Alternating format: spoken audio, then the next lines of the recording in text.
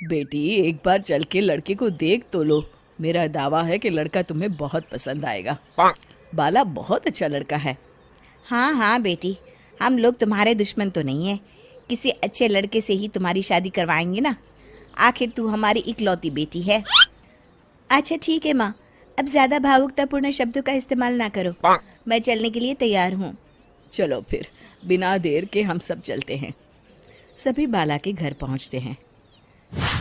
अरे क्या बात है बहन जी, अभी तक आपका बेटा नहीं आया? जी बस आता ही होगा। तभी वहां बाला आता है। लो जी, आ गया मेरा बेटा। ये लोग तुझे देखने आए हैं और ये इनकी बेटी नम्रता है। बाला के सर पर बिल्कुल बाल नहीं होते।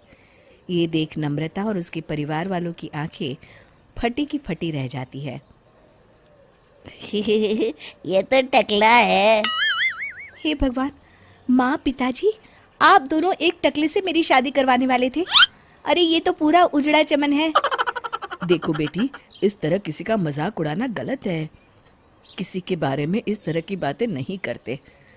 बालों का क्या है, वो तो आते जाते रहते हैं। लड़का टकला है तो क्या हुआ, इंजीनियर है, अच्छा खासा कमाता है। आप चुप रहिए जी। इसकी तरफदारी इसलिए कर रहे हैं क्योंकि आपके भी सर पर बाल नहीं है। मैंने तो आपसे शादी कर ली, मगर मैं अपनी बेटी की शादी एक टकले से बिल्कुल नहीं करवाऊंगी।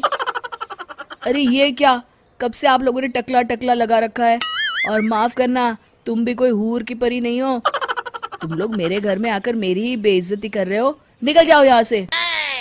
हाँ हाँ तो जा रहे हैं ना, हमें भी यहाँ रुकने का कोई शौक नहीं है। नम्रता और उसके परिवार वाले उठकर वहां से जाने लगते हैं। तभी नम्रता का छोटा भाई जाते जाते कहता है, टकला। तेरा बाप टकला। और इस तरह बाला का रिश्ता टूट जाता है। फिर एक दिन सड़क के किनारे एक आदमी घूम घूम कर कंधी बेच रहा होता है। कंधी ले लो, कंधी, एक से बढ़िया एक कंघी ले लो, नए जमाने की कंघी ले लो। अरे भाई ये ले लो। घूमते घूमते वो बाला के पास पहुंच जाता है। अरे भाई साहब, कंधी लोगे क्या? ये लो। तभी उसकी नज़र बाला के सर के ऊपर पड़ती है। अरे माफ़ करना भाई साहब, आप इसे लेकर क्या करोगे? आपके सर पर तो बाल ही नहीं है। आपका तो स्टेडियम पूरा खाली है। चलता हूँ, कंधी ले लो, कंधी ले लो। कंधी वाले की बातें सुनकर बाला को बुरा लगता है। उस समय बाला को ऐसा महसूस होता है कि उसके लिए दुनिया में सबसे कीमती कोई चीज़ अगर है तो वो सिर्फ बाल है। बाला सड़क पर चलते हुए लोगों के बाल बड़े गौर से देखता है। चलते चलते बाला एक मंदिर के पास पहुंच जाता है। हे भगवान, तुमने ये मेरे साथ क्या किया? थोड़े से बाल अगर मुझे दे देते तो तुम्हारा क्या चला जाता? सारी दुनिया मेरा मजाक उड़ाती है।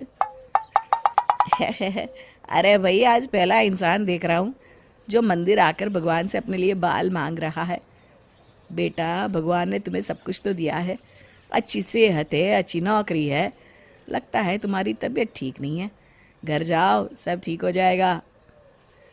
बाला वहाँ से चला जाता है। घर पहुंचकर बाला खाना खाता है और अपने कमरे में सोने के लिए चला जाता है। फिर सुबह जब बाला सोकर उठता है तो आईने के सामने अपने आप को देखकर हैरान हो जाता है। बाला के सर पर एकदम घने बाल आ जाते हैं। बाला खुशी से झूम उठता है। अरे ये तो चमत्कार हो गया, मेरे सर पर बाल आ गए। लेकिन ये हुआ कैसे? दोस्तों, अगर आप इस कहानी का दूसरा भाग देखना चाहते हैं तो हमें कमेंट करके ज़रूर बताएं।